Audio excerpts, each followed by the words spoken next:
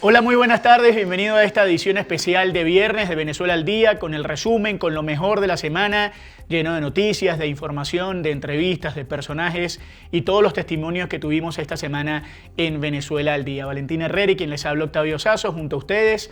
Valentina, buenas tardes. Hola Octavio, buenas tardes. Un saludo para ti y para toda la audiencia que se conecta en esta transmisión en vivo. La verdad es que esta semana hemos tenido entrevistas muy buenas, muy interesantes sobre todas las noticias que se han dado en torno a Venezuela, en materia política, en materia de migración, en materia económica sobre todo, y por eso vamos a hablar de esos principales análisis que hemos tenido en Venezuela al Día. Tocaremos 3 puntos básicamente en este resumen de Venezuela al Día. Por un lado, la división política en la oposición. ¿Qué se espera para las próximas elecciones y cuál es el planteamiento que hace la oposición en este momento en Venezuela? Mientras trabajan, estudian, hacen parte del sistema económico, y la preocupación que hay puntualmente con el vencimiento de la vigencia del TPS, que recordemos vence primero en abril y luego en septiembre, y implicaría la salida de muchos de estos venezolanos que hacen parte del sistema económico. Y a propósito, también hablaremos con un experto sobre los cambios que tiene Migración Colombia para quienes están retornando desde Estados Unidos o desde Centroamérica a nuestro país y a su vez a Venezuela, porque hay cambios muy importantes en los documentos que se deben presentar y pues para que este tránsito se haga sin ningún problema. Ese es entonces el resumen. Esto es lo mejor de la semana en Venezuela al Día. Periodista, político venezolano, miembro también de este grupo de periodistas que normalmente están trabajando desde el país. Vladimir, un gusto saludarte. Bienvenido a Venezuela al Día. ¿Cómo estás? Saludos para los tres, caramba, un gran abrazo para ustedes y para toda la audiencia. No, un gusto saludarte, Vladimir, qué bueno verte de nuevo y nada, bienvenido siempre a Venezuela al Día y lo primero que quiero preguntarte es ¿cómo sientes que está afectando la inflación? Hablábamos en titulares y lo hemos conversado ahora recientemente con José Guerra, con Santiago desde Caracas. La inflación y el cierre de la inflación un 12.8%, lo que eso significa para el venezolano del día a día, más allá evidentemente de tu condición de periodista, de lo que haces constantemente en tu trabajo, ¿cómo sientes que afecta esta inflación al venezolano? Bueno, imagínate, si el salario mínimo está en las cifras en las cuales se encuentra, cada vez más disminuido con respecto al bolívar, evidentemente la inflación afecta sobre todo a los sectores populares, a las personas a los que viven de un salario, a los que viven de una pensión, a las personas que reciben sus ingresos en bolívar, porque paralelamente al fenómeno inflacionario está también la depreciación del bolívar con respecto al dólar. Eso que estaban comentando sobre las compras en monedas, en otro tipo de moneda, en otras formas de pago, es una de las características de la economía venezolana. En bolívar pagas muy bien, como lo decía el amigo, lo pagas en gramas de oro, pero en el estado Táchira con pesos colombianos y en Caracas con dólares, es decir, y también con bolívares y euros, que también es una moneda que se está utilizando en nuestra economía. Pero básicamente el que vive de un salario es el que sufre cada vez más los embates de la inflación y sobre todo de la depreciación del bolívar con respecto al dólar, que es la clave de todo esto, porque todos los precios en Venezuela están calculados en dólares. Ahora, si cada día el dólar pasa a costar más bolívares, evidentemente con los 100, ponle tú 1.000 bolívares que tú ibas al mercado, 2.000, 3.000, 4.000 bolívares que ibas al mercado, eso se va reduciendo cada día. Hoy, por ejemplo, el bolívar amaneció en 64,48 por dólar, ¿verdad? Cuando el tipo de cambio no hasta hace mucho estaba en 45, 40 e incluso se calculó a 30. Es decir, hemos visto cómo se nos ha venido convirtiendo en sal y agua los ingresos en bolívares, ¿verdad?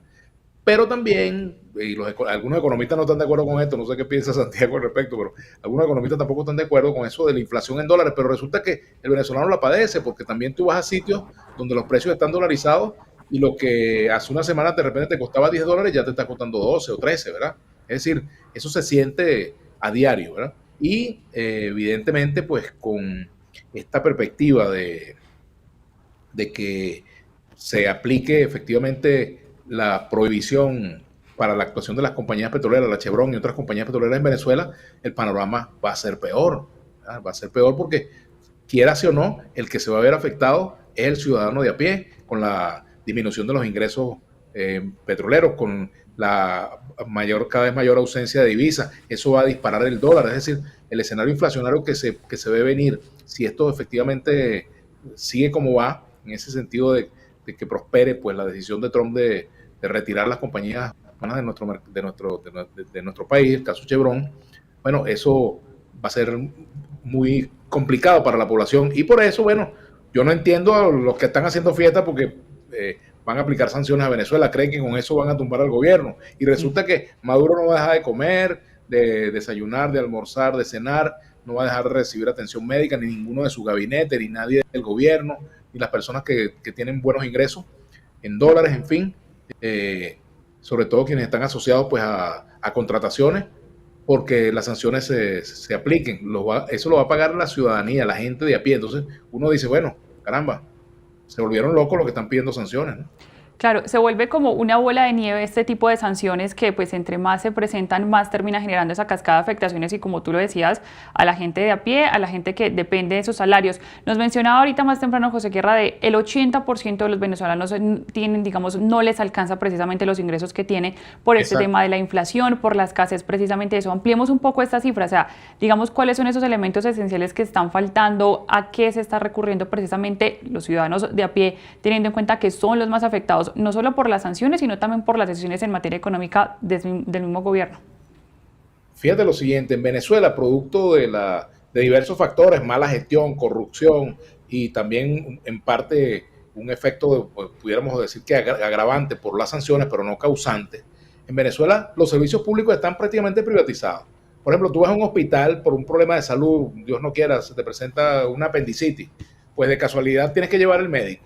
Lo que te falta es llevar el médico, porque todos los insumos te los piden en los hospitales públicos.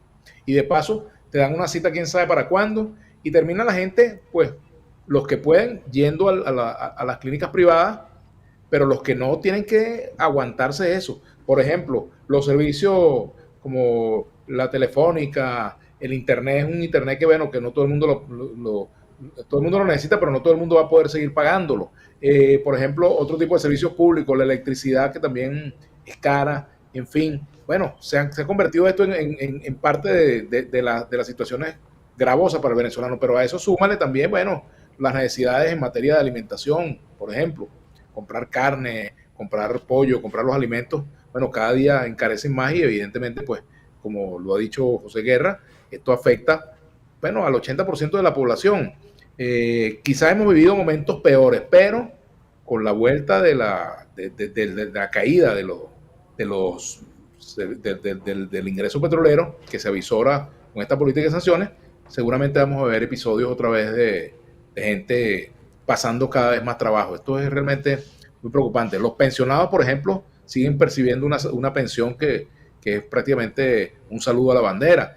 El salario mínimo como tal sigue sin ajustarse. Entonces, las empresas han tomado el camino de ajustar la remuneración sobre base de lo que el gobierno llama ahora, en lugar de salario, le colocó otro nombre para evitar su compromiso legal de ajustar el salario en dólares. Venezuela tiene hoy en día el salario más bajo en dólares en América Latina, ¿verdad? Entonces ahora, fíjate tú, en lugar de un aumento de salario, se habla de un ingreso mínimo vital, ¿verdad? Que no es más mínimo que vital, realmente. Y ciertamente, pues es una especie de eufemismo que se ha hecho para, bueno, seguir corriendo la arruga a la responsabilidad que tiene de ajustar el salario mínimo. Eso y los empresarios, el gobierno, bueno, se han puesto de acuerdo en esto. Pero además, la dirigencia sindical oficialista le hace el juego a todo esto y son incapaces de protestar, de alzar la voz, de pedir que el gobierno cumpla con este compromiso, que, por cierto, violenta los acuerdos en materia de derechos de los trabajadores que han sido suscritos y que forman parte de la esencia de la existencia de la Organización Internacional del Trabajo, ¿no? Vladimir, antes de cambiar el tema, le recordamos a la gente que nos puede escribir a través de nuestro canal de YouTube, hacerte preguntas, hablar de lo que estamos conversando precisamente contigo, con Vladimir Villegas. Vladimir, me pregunta Antonieta Pacheco, y sabiendo tu experiencia además, porque hay una cosa muy particular, por ejemplo, hoy en Caracas, hablabas del tema euros, del tema pesos colombianos, pero hoy en Caracas hay muchísima gente que cobra en dólares, pero hay mucha gente que no tiene ese privilegio. Entonces, ¿cómo hace la gente que no cobra en dólares para poder cubrir al menos la cesta básica, por ejemplo? Bueno, mira, tiene que tener varios trabajos. El venezolano se acostumbró a trabajar en varios sitios, ¿verdad? En la mañana trabaja en un lugar, en otro trabaja en otro, en la tarde trabaja en otro. Los maestros, bueno, en la mañana dan clases y en la tarde también tienen que buscar actividades complementarias. Otros se defienden con un carro, otros se defienden vendiendo tortas, vendiendo artículos que preparan en su casa, ropa que cosen, en fin, o que tejen. Es decir, el venezolano se ha vuelto multiempleo para poder sobrevivir, porque todos sabemos que, por ejemplo, un trabajador de la administración pública no tiene cómo vivir con ese salario, ¿verdad? Entonces, como dice la frase, el gobierno hace como que le paga y el trabajador hace como que trabaja.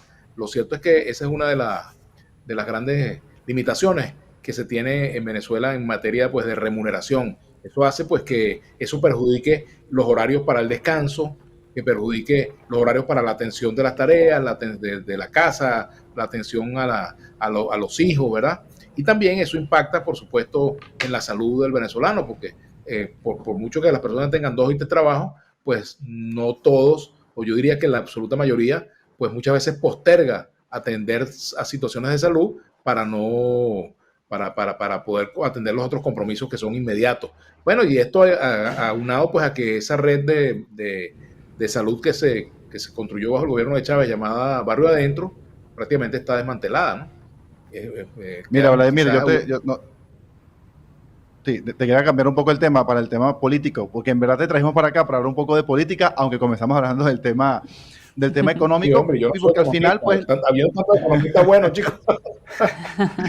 Pero mira, la política económica depende de los políticos que estén en el gobierno, ciertamente, ¿no? El parlamento, el gobierno, el ministro, etcétera. Ciertamente. Y hay elecciones este año nuevamente y vemos a una oposición bastante, pues, dividida, o al menos no cuestionada en tomar algún camino, si es la abstención o no es la abstención la realidad. ¿Cómo ves tu perspectiva con respecto a estas próximas elecciones que son parlamentarias y regionales? Quizás la del Parlamento bastante importante porque, bueno, ahí se discuten las leyes del país. Y vemos a una oposición como María Corina Machado y Edmundo González Urrutia señalando que hay que abstenerse hasta que no se respete lo que ocurrió el 28 de julio. Vemos a un Enrique Capriles, a un Tomás Guanipa, a un José Guerra también señalando que hay que ir a votar, a un Capriles diciendo que pase lo que pase, así vuelve a ocurrir el 28 de julio, pues el camino más fácil para el gobierno es abstenerse. Pero independientemente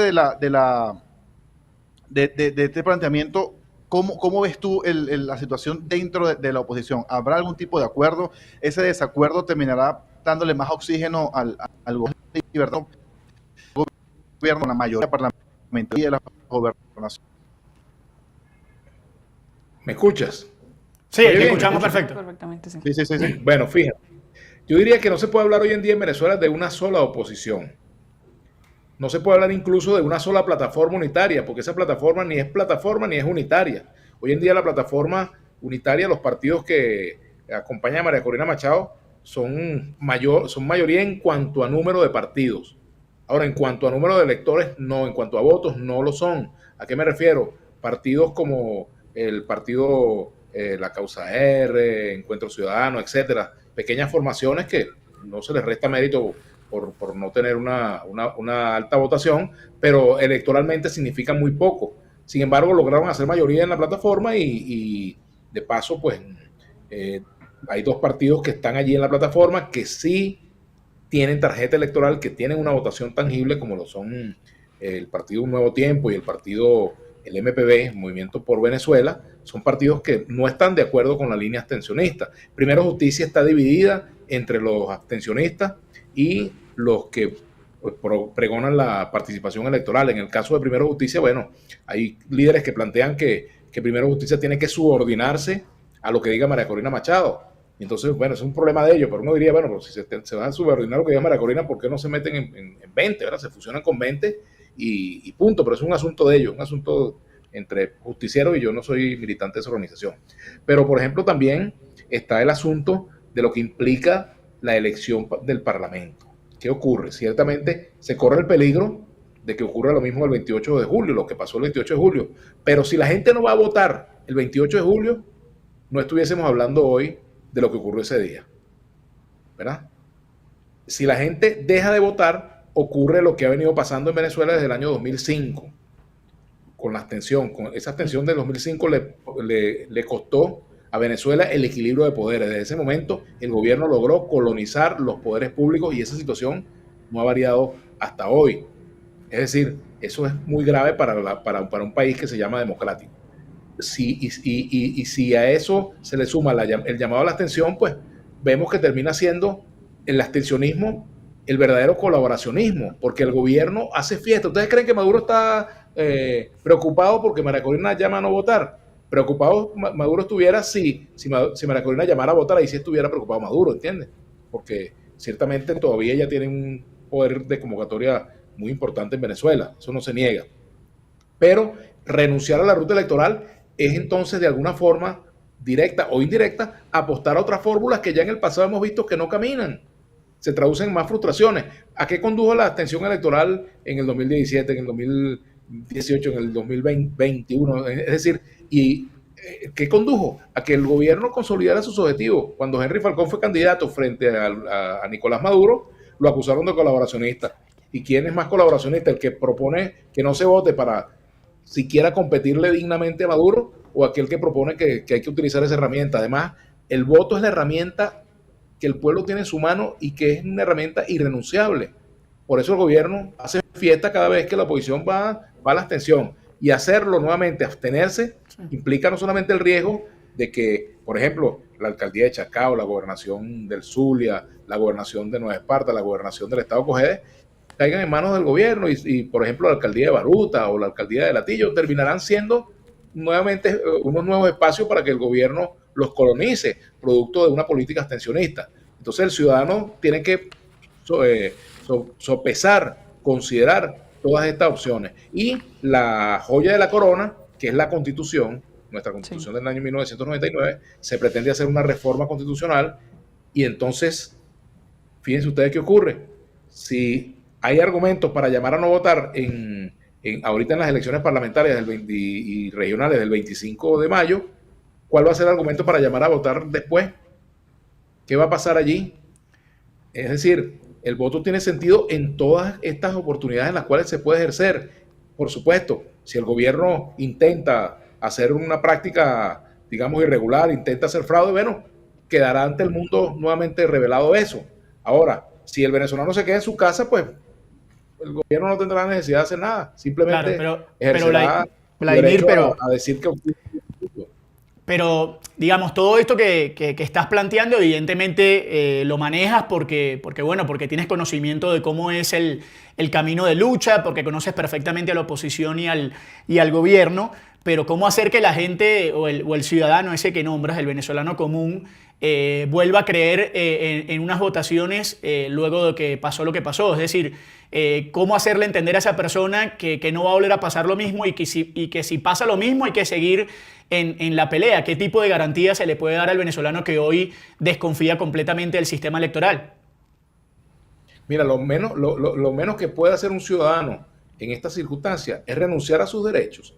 Y el voto es un derecho. Mi voto no le pertenece ni a Nicolás Maduro ni a nadie. Mi voto es un acto mediante el cual yo ejerzo parte de lo que es ser soberano como pueblo. Es decir, parte de la soberanía es el ejercicio del voto. Es una forma de ejercicio de la soberanía. ¿Por qué regalarlo? ¿Por qué dejar de usarlo? Aunque pueda ocurrir lo que ocurra, esos son elementos que van contribuyendo a que efectivamente quede ante el mundo claro y ante el Venezuela claramente establecido quién es mayoría y quién no es, ¿verdad?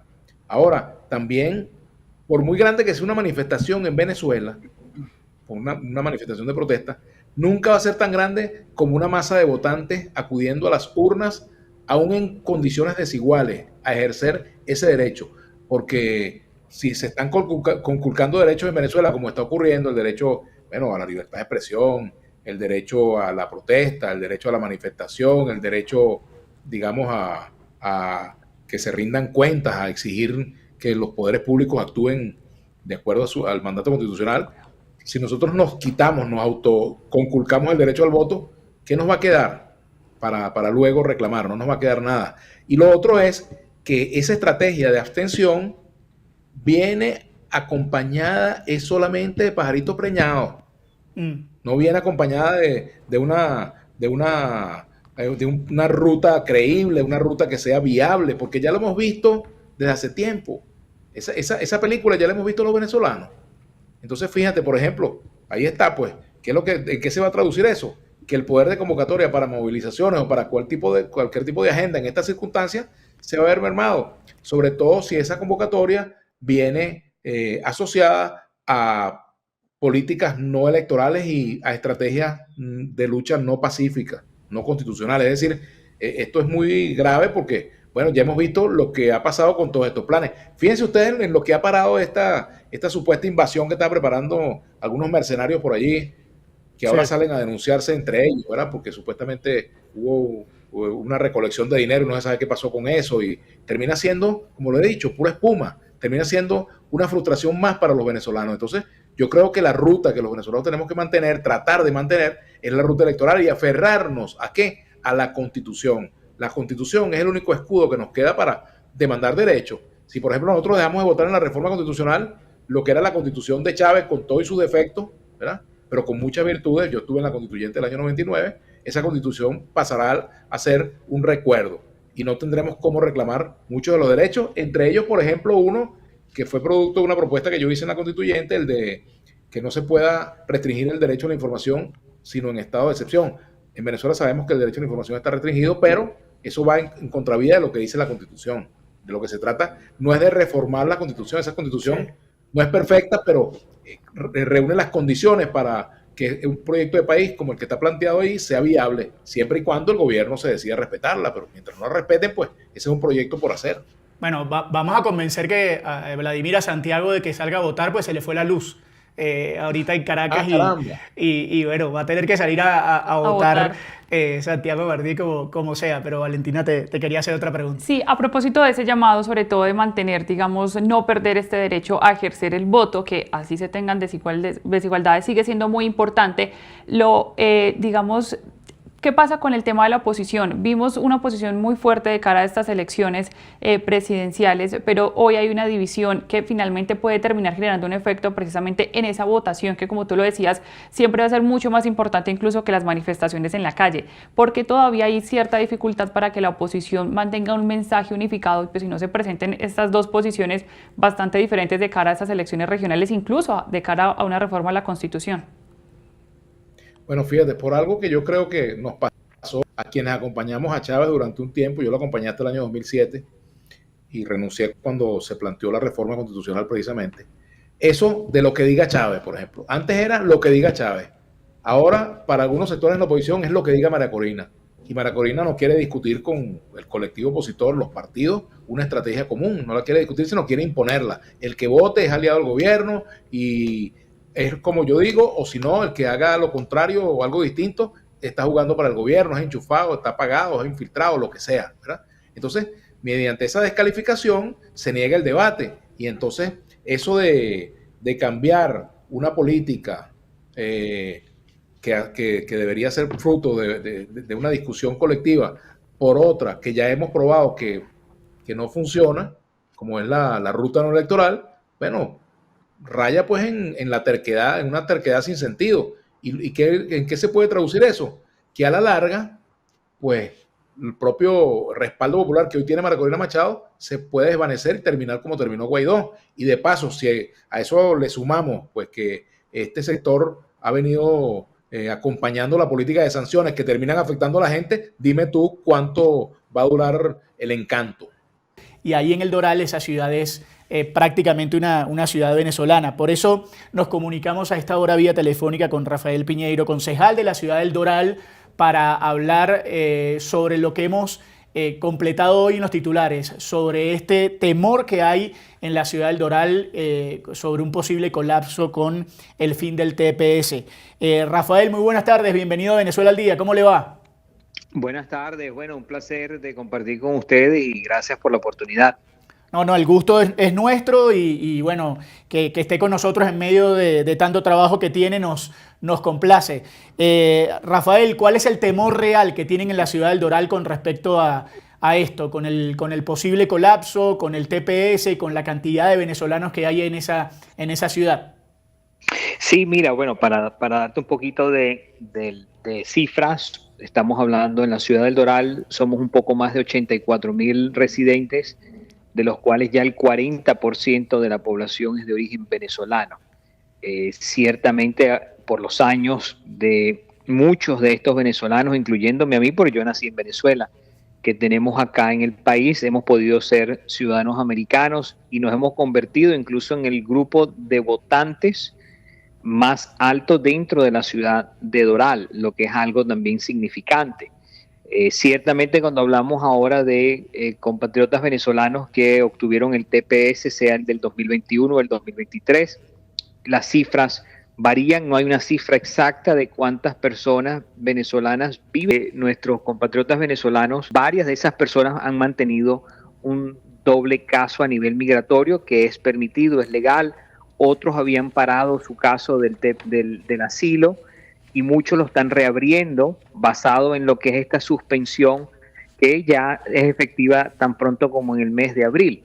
Muchas de las personas que solamente tienen un TPS están perdiendo su estatus a nivel de poder trabajar, lo cual obviamente afecta, es un efecto cadena, como les digo yo. Muchas de estas personas trabajan tanto en la panadería que vas, o en el supermercado, o en el restaurante, o en oficinas también, que han podido venir trabajando de manera legal, pagar sus impuestos, muchos han podido comprar su propiedad, tienen su vehículo. Entonces, estas organizaciones que han sometido demandas a nivel de corte, y esperamos que alguna de estas cortes tomen una decisión antes del mes de abril, donde potencialmente pudieran suspender o aplazar lo que es la revocación del TPS mientras se busca otras soluciones, porque es al final lo que uno está tratando de trabajar, que es conseguir una solución que sirva de manera permanente para todos los venezolanos. En este caso, cuando usted habla de esas soluciones a largo plazo, mientras digamos hay una respuesta desde el ámbito judicial, y sabemos pues que en este caso desde el ámbito nacional se han mostrado muy estrictos con estas medidas que se están endureciendo en contra de los migrantes, ¿cuáles serían las opciones a largo plazo que se podrían establecer pues para evitar que estos migrantes que están, por ejemplo, allí en Doral, pues no solamente no tengan que irse, sino que puedan continuar con su vida normal en trabajos, en compras, en acceder a créditos, en acceder a todos los beneficios como un ciudadano normal? Sí, mira, lo primero es que obviamente lo más rápido que puede ocurrir es una acción o decisión de una de que se le vence tan pronto como el mes que viene. Segundo, se sometió hace 3 semanas, se reintrodujo a nivel del Congreso la ley de ajuste venezolano. Esta ley de ajuste venezolano tiene apoyo bipartidista, lo está sponsoreando o apoyando una congresista del Partido Republicano y también congresistas del Partido Demócrata. Se espera que eventualmente, si más empuje se le da y apoyamos a que esta ley sea llevada al comité del Congreso y obviamente tenga un apoyo para poder pasar a lo que es la Cámara General y llevarla a una votación. Esto es un proceso, esto toma tiempo, esto no va a ser de un día para otro ni de un mes para otro, pero esa sería la solución más adecuada, de manera que ofrece algo permanente para todos estos venezolanos de bien que, como te digo, lamentablemente potencialmente van a perder o pueden perder su estatus migratorio. Hay otras medidas que el presidente y la administración pueden tomar de manera inmediata. El presidente Trump lo había dejado firmado en su primera administración antes de irse, que es lo que se llama el DED. El DED es un estatus, digamos, de protección temporal también, pero no es un TPS. Mientras, como te digo, mientras se busca una solución permanente sin olvidarnos de la causa del problema, que sin duda alguna es el régimen de Nicolás Maduro. Concejal, usted que está allí en el Doral, que trabaja allí, que hace vida allí en el Doral, ¿hay miedo entre los venezolanos a salir a la calle por algún tipo de redada? ¿Hay temor de que pues, sean detenidos por todo este tema? ¿Usted lo ha sentido? ¿Le han comunicado eso? Mira, obviamente hay incertidumbre, hay temor de lo que va a pasar, porque te digo, obviamente se ha incrementado lo que es la parte de atacar el tema de inmigración. Y eso no tiene nada que ver con lo que estamos hablando del TPS, etcétera, etcétera. Hay un grupo muy grande, lamentablemente, de inmigrantes ilegales en todos los Estados Unidos. Entonces, estas personas ahora corren el riesgo de, al ser detenidas, si las están manejando, de posiblemente incluso llegar a ser deportados bajo el proceso migratorio, las leyes migratorias que ahora están en marcha, tanto a nivel estatal como a nivel federal. Ahora, hay que recordar, todos estos venezolanos que estamos hablando bajo el TPS todavía están protegidos. O sea, no hay, hasta que no llegue el mes de abril, no se ha terminado esa protección temporal. Lo que esperamos es que si una decisión de estas cortes ocurre lo más rápido posible en los próximos días, esa protección continuaría. Pero sin duda alguna hay temor porque hay incertidumbre en qué va a pasar, ¿no?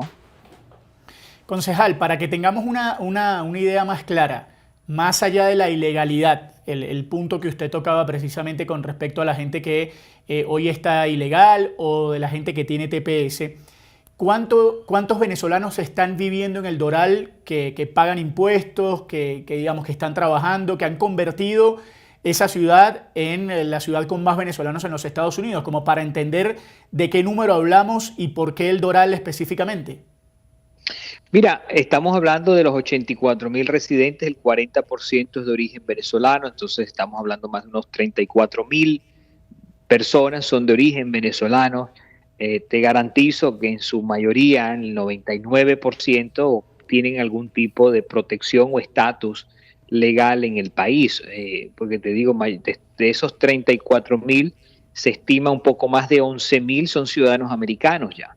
Entonces, estaríamos hablando de un grupo que sí, es un grupo grande de más de 25.000, 26.000 venezolanos que aún no son ciudadanos americanos, que tienen a lo mejor potencialmente algún tipo de estatus, sea porque están todavía en proceso migratorio, todavía están esperando su cita, como te mencionaba, para su asilo político, o algunos de ellos tendrán, o muchos de ellos tendrán el TPS. Entonces, ¿por qué justamente Doral? Porque siempre lo he dicho, Doral es el mejor ejemplo de lo que el venezolano verdaderamente vino a hacer a los Estados Unidos, que es trabajar y aportar. Doral hoy día, para que ustedes lo tengan presente, como ciudad es considerada una de las de mayor crecimiento en toda la costa este de los Estados Unidos basado en por población. Es también la que menos impuestos tiene en el sur de la Florida a nivel de, cuando hablamos de impuestos. Es considerada la ciudad más segura en índices de criminalidad en el sur de la Florida. Entonces, si fuera al contrario, no tuviera todas estas características positivas. Es la tercera ciudad de las 34 que conforman el sur de la Florida, es la tercera que mayor aporte económico le da al condado de Miami-Dade. Entonces, esas son las características de por qué Doral, o en este caso, el aporte que realmente ha hecho la comunidad venezolana en el sur de la Florida y sobre todo en la ciudad del Doral, ¿no? Y tomando en cuenta eso que nos dice el concejal, de que es la ciudad con mayor crecimiento económico per cápita, que es la tercera que más aporta y que los venezolanos allí han tenido un papel importante, ¿no hay temor de que haya un retroceso o una recesión si se vence el TPS a estos venezolanos y deben salir? Usted nos contaba al principio de que el venezolano está en la panadería, está en el comercio, está en todos lados, pero si pues, se le vence su permiso migratorio, pues ya no podrán trabajar y eso podría afectar pues, de una manera más macro, de una manera, la economía del Doral. ¿No hay temor de que eso suceda? Bueno, como tú lo dices, es un efecto cadena que eventualmente se puede llegar a ver el efecto. Sí, es irresponsable de mi parte decir que potencialmente puede haber una catástrofe económica a nivel local, pero pienso que eso es algo que dependiendo de lo que ocurra a través de los meses, e incluso en lo que resta de año, porque yo pienso que esto no es algo que se va a resolver este año, podemos ver los efectos. Al Rafael Piñeiro, concejal de la ciudad del Doral, muchísimas gracias por haber estado con nosotros, por ayudarnos en esta información y sabemos que en medio de su trabajo tiene un espacio para Venezuela al día. Un gran abrazo y esperemos que pronto nos veamos ahí en Doral. Así que muchísimas gracias. Gracias a ustedes, los espero con mucho gusto. Mañana voy a estar presentando una resolución en el Consejo, que tenemos sesión, en apoyo justamente a la ley de ajuste venezolano, y posteriormente vamos a pasar esa resolución a la copia a nuestro grupo congresional del sur de la Florida y a la administración Trump también. Muchísimas gracias. Para empezar a hablar de la situación migratoria de los venezolanos en Colombia, de todo el flujo que hay alrededor de la información, de las noticias, para nosotros es un gusto poder saludar a esta hora a Ricardo Castillo Serrano, abogado binacional de Venezuela y Colombia, quien normalmente maneja estos temas tanto en su bufete de abogado como en redes sociales y es una ayuda muy importante para los venezolanos que viven en Colombia. Ricardo, bienvenido, buenas tardes. Muy buenas tardes, gracias por la invitación, buenas tardes a toda la audiencia. Bueno, a la orden para orientarlo en lo que sea necesario. No, un gusto saludarte, Ricardo. Gracias por estar con nosotros a esta hora en Venezuela al Día. Le recordamos a la gente que puede hacerle cualquier pregunta al abogado Ricardo Castillo. Pueden también participar del tema del día. Saludamos precisamente a Alejandro Méndez de Cedrizuela, del Instagram Cedrizuela, que también es una parte muy importante para los venezolanos que viven en Colombia y que allá se une también a la transmisión. En principio, doctor Ricardo, decíamos y hablábamos de la noticia del día, este tema que tiene que ver con el tiquete de salida para los venezolanos que ingresan a Colombia. ¿Qué información manejan ustedes con respecto a este tema y qué aclaratorias habría que hacerle al venezolano que está en esa situación? Bueno, fíjense, eso siempre ha existido. O sea, siempre cuando salimos de Venezuela con estatus de turista a otro país, debemos comprar tiquete de ida y de regreso, de retorno. ¿Ok? Importante tener eso. ¿Dónde se está presentando, digamos, esa diatriba o esa confusión? Llamemos la migración que viene retornando de otros países. Y que muchas veces está pasando es con el tema del pasaporte vencido, que hay una directriz del gobierno venezolano donde no pueden ingresar nacionales con pasaporte vencido previo, tienen que solicitar un salvoconducto o una autorización de viaje en el consulado que le presta el país donde está o en algún otro consulado. Entonces, ahí es donde se están presentando los problemas. ¿Qué sucedía antes? Que Migración Colombia no era tan rigurosa con el tema del pasaje de retorno por efectos de que no había relación consular con Venezuela hace aproximadamente 2 o 3 años. Pero, pues por supuesto, ahora sí hay consulado, hay atención consular y pueden tramitarse este documento que es obligatorio para ingresar, que es la autorización de viaje o como se denomina pues en términos migratorios, el salvoconducto, que se están tramitando en los consulados, por supuesto en los consulados de Venezuela aquí en Colombia. En esa medida, entonces, digamos, Migración Colombia ya está siendo mucho más riguroso con esos controles, con pedir los certificados, digamos, como que antes no era tan frecuente. ¿Qué deben tener en cuenta entonces los migrantes que quieran hacer ese tránsito? Porque incluso cuando uno revisa el informe de migración, dice que muchos de estos salieron de forma irregular, porque pues lo hicieron porque o no tenían los documentos o no lo hicieron a través de uno de los controles de migración que se tienen en las diferentes zonas de frontera. Además de esos documentos que, digamos, pide, si no cuenta con un tiquete de salida del país, si no cuenta con ese tiquete hacia una de las zonas fronterizas, ¿no puede hacer el ingreso o podría tener alguna alternativa en este caso? Es que aquí lo que habría que observar en principio es si el nacional venezolano tiene su pasaporte vigente. Si él tiene su pasaporte vigente, pues él puede ingresar a Venezuela sin problema. ¿Dónde está el cuello de botella?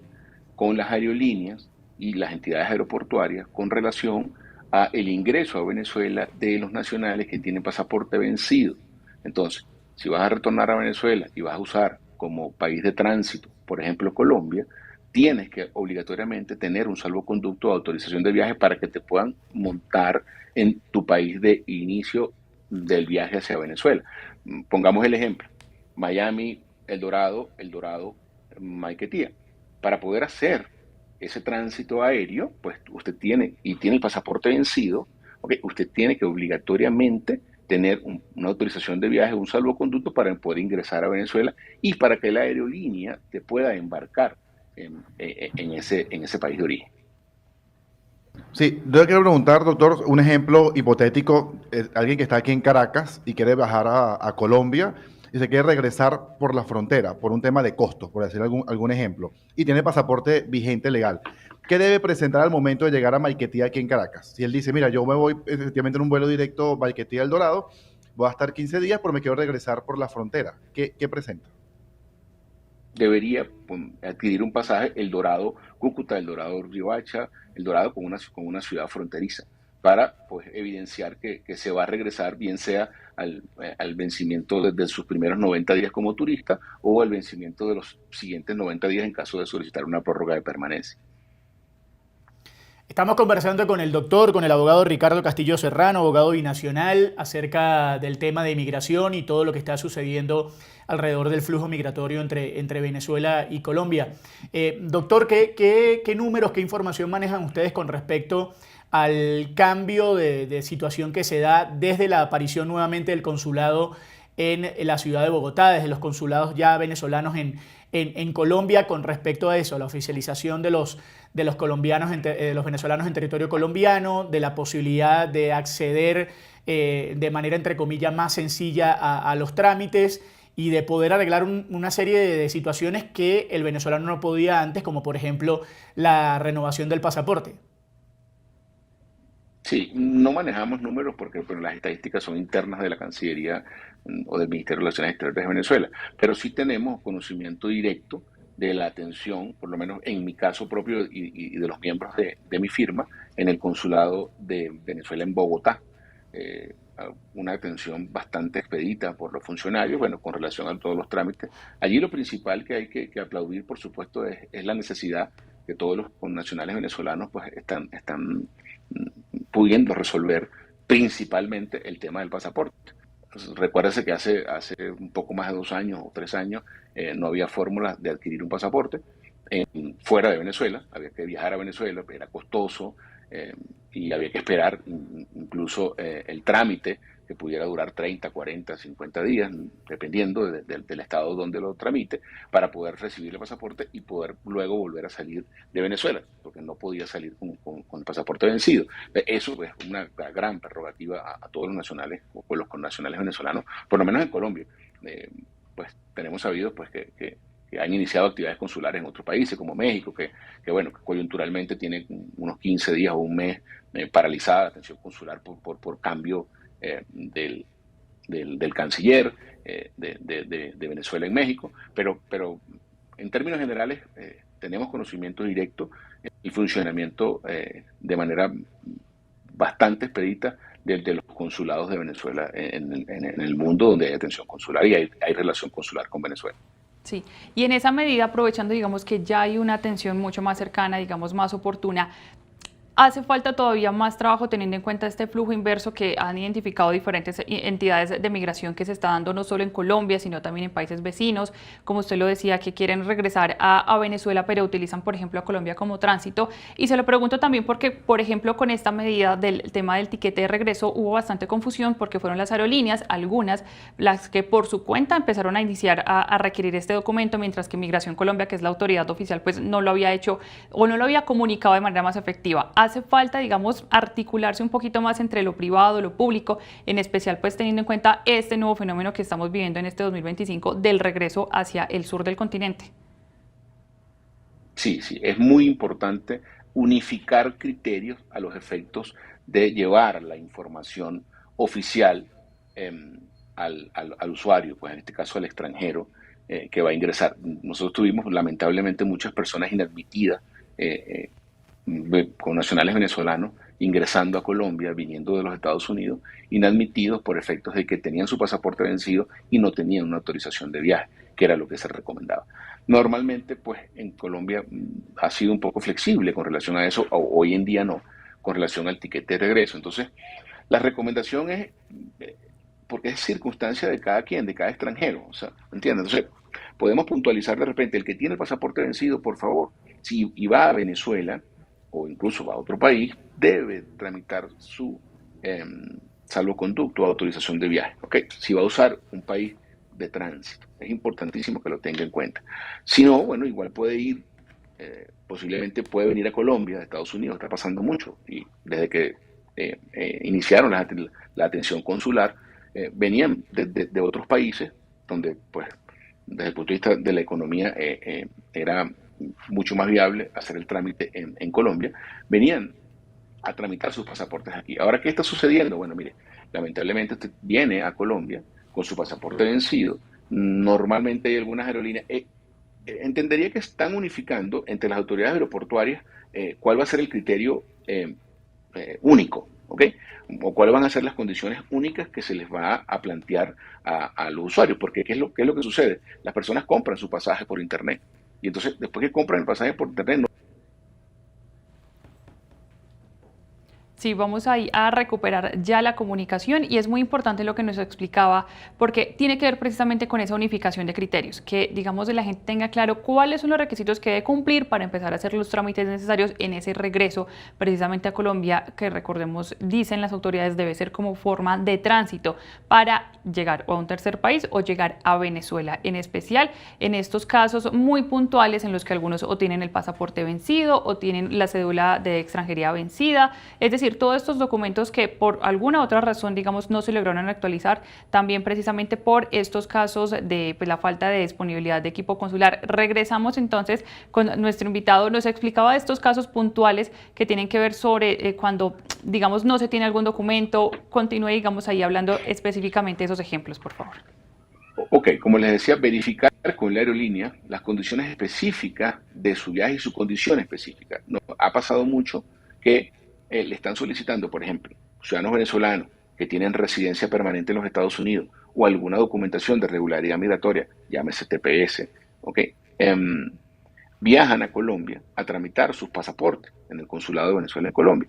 Entonces, normalmente las aerolíneas le están solicitando un boleto de retorno a Estados Unidos porque tienen regularidad migratoria en los Estados Unidos. Entonces, antes de embarcarlo por ejemplo, en Miami, le están pidiendo, mire, usted compre su boleto de retorno, pues para demostrar que usted se va a devolver a su sitio de residencia actual. ¿Okay? Importante tener eso en cuenta. El punto más neurálgico es verificar con la aerolínea su condición específica de viaje. Eso es lo importante.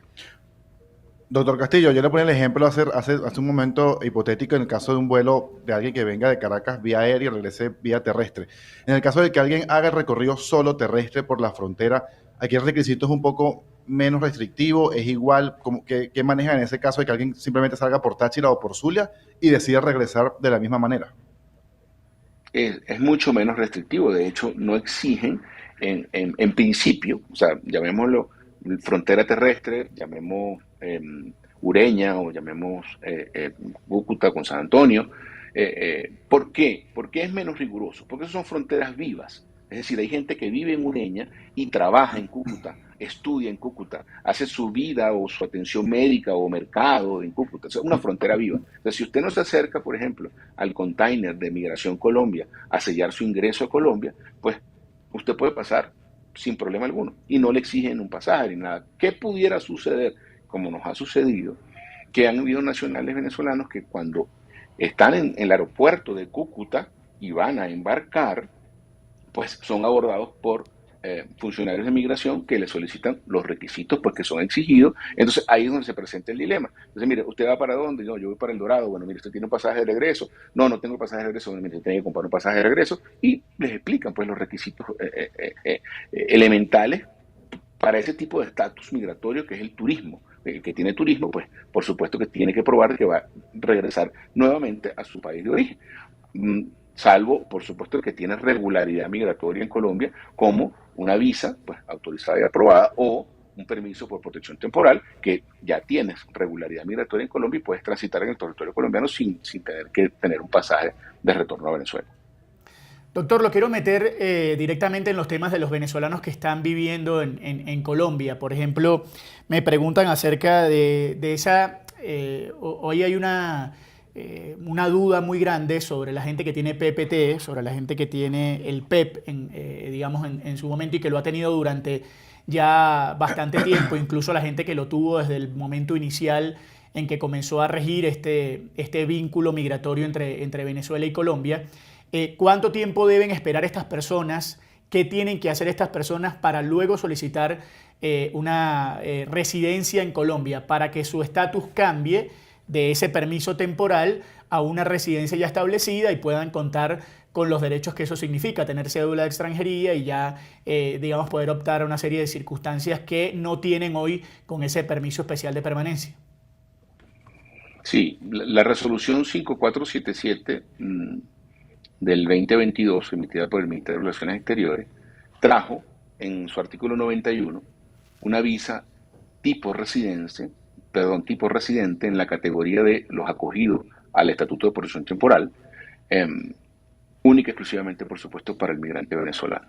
Requisito 1, pues haber tenido 5 años acumulado de manera continua e ininterrumpida con PEP, Permiso Especial de Permanencia, y PPT. Recordemos que ya al 28 de febrero del 2023 perdieron vigencia todos los PEP, Permiso Especial de Permanencia, y están ahorita en vigencia los permisos por protección temporal, los llamados PPT. Es una de las formas de adquirir este estatus migratorio de residente, que es un estatus migratorio permanente en Colombia, y que por supuesto permite, una vez aprobada la visa, tener su cédula de extranjería y acceder, pues, a todos los servicios que eso deriva. Importante, los requisitos, pues la resolución pues establece esos 5 años de permanencia continua e interrumpida con PEP y PPT, y pues tener el PPT emitido, vigente. Ya vamos a volver a establecer la comunicación con el doctor Ricardo Castillo en un punto muy importante, porque hay una cantidad de venezolanos hoy en Colombia que tienen este tema migratorio y que quieren evidentemente saber si eso les va a permitir tener su estatus de residencia, con lo que cambiaría su estatus legal en el país. Claro que sí, en especial aprovechar esa oferta, como lo decía nuestro invitado, digamos, de la relación consulares, que era antes muy difícil, pues gestionar cualquier tipo de documentación independiente de la situación en la que estuvieran en Colombia, porque tocaba desplazarse hasta Venezuela. Entonces ahora toca no solo aprovechar, digamos que en este caso hay unas mejores relaciones entre ambos países en el ámbito, digamos, de relaciones diplomáticas, sino también, digamos, las condiciones que han cambiado, es decir, que posiblemente haya un tránsito más fácil entre ambos países, o que quienes quieran, digamos, formalizar su residencia acá, pues lo puedan hacer de una manera más clara, pero lo que nos decía también nuestro invitado, había que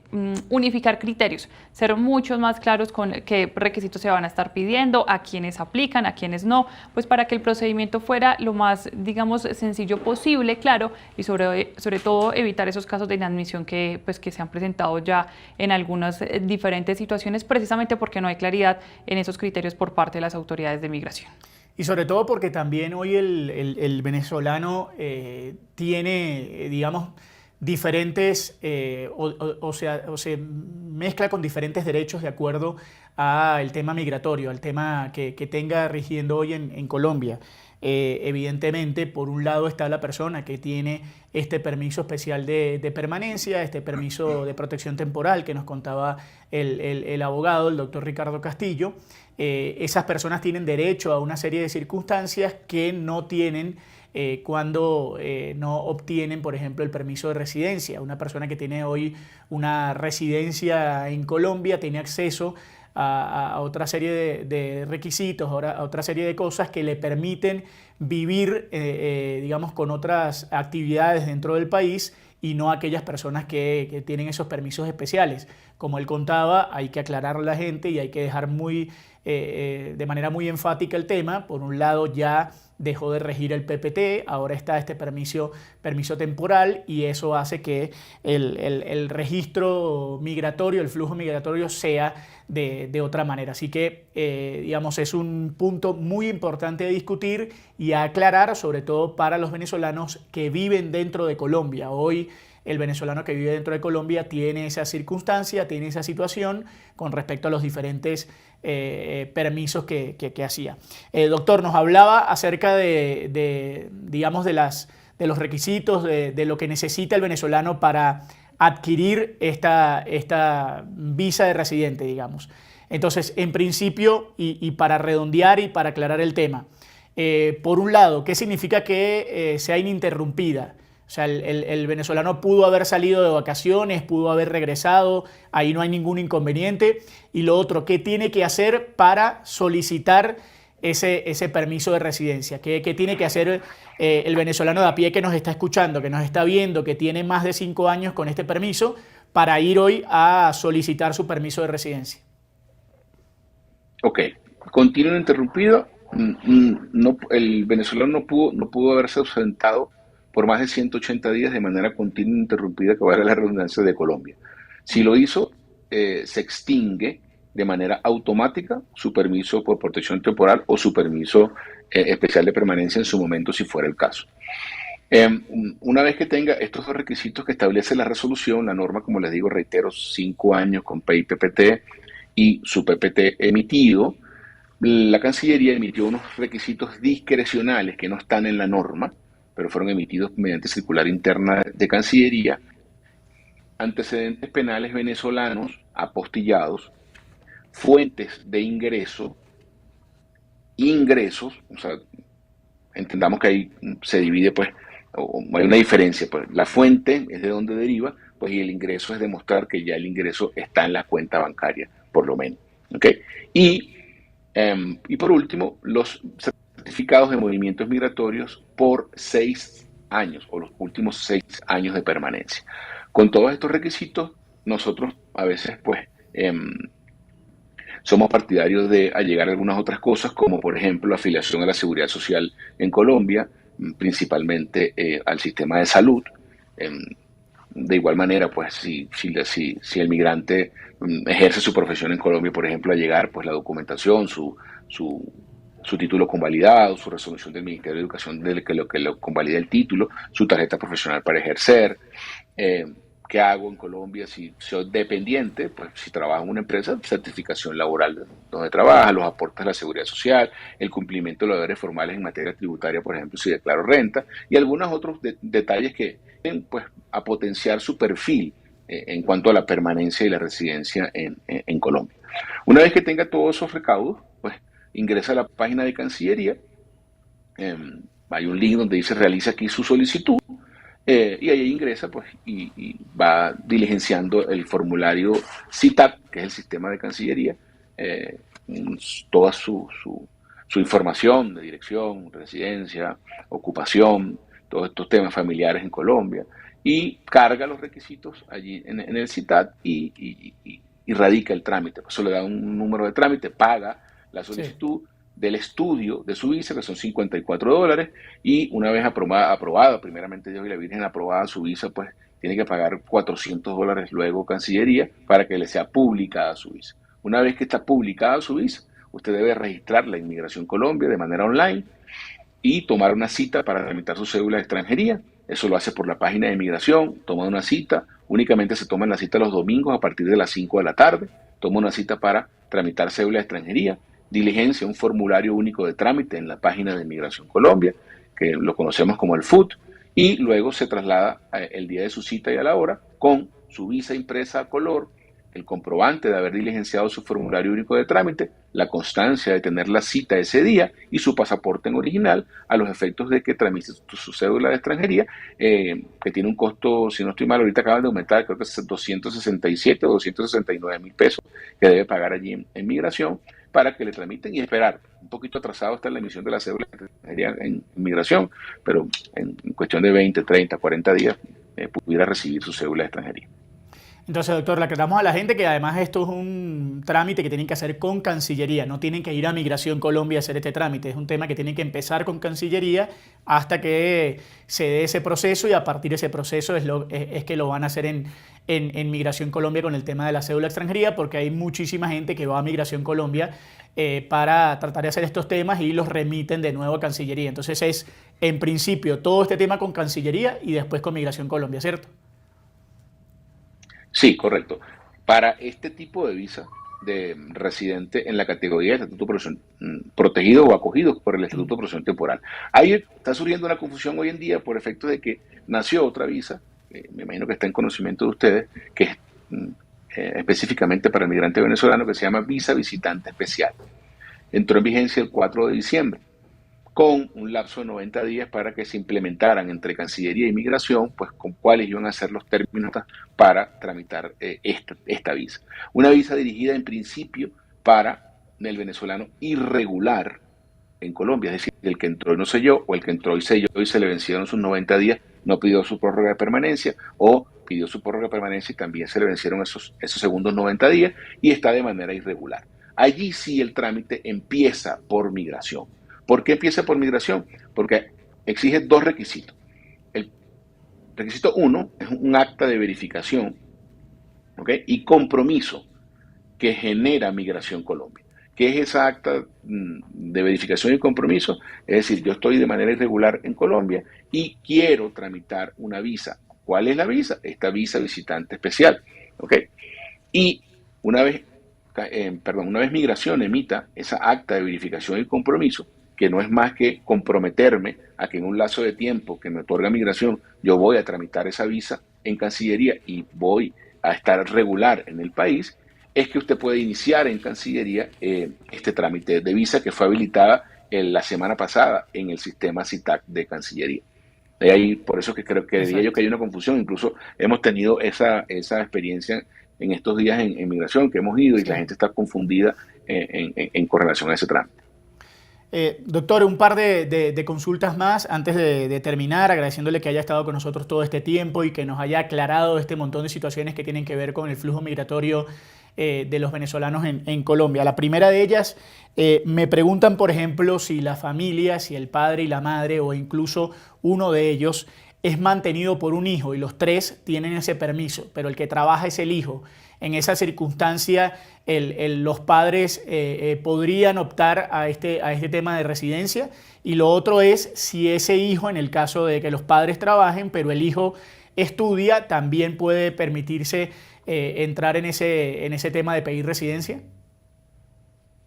Ok, con relación a la primera pregunta, no es posible, por efectos de que aquí el trámite sería el hijo que trabaja y mantiene a sus padres es quien hace el trámite para ser titular de visa tipo residente. Hoy en día, esta resolución nueva 5477 del 2022 eliminó a los padres como beneficiarios de visa. En tal sentido, pues no podrán hacerlo. ¿Cuál sí es la opción que pudieran tener esos padres? De manera individual cada uno, hacer el trámite para ser titulares de visa de residente bajo el sponsoreo o bajo la responsabilidad de su hijo, quien pues debe demostrar que tiene recursos para la manutención de sus padres. Eso sí pudiera ser. ¿Ok?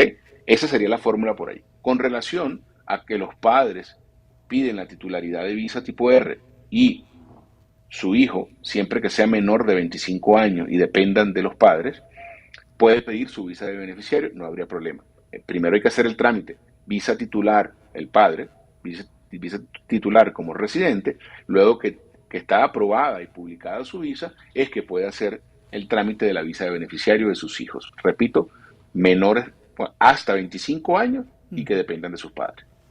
Y digamos, estas personas que trabajan en Colombia necesariamente tienen que tener una fuente de ingresos colombiana o pueden tener una fuente de ingresos extranjera. Es decir, una persona que vive en Colombia ya hace más de 10 años, pero que sigue trabajando en función de moneda extranjera, ganando en dólares. ¿Puede aplicar a este tipo de situaciones también?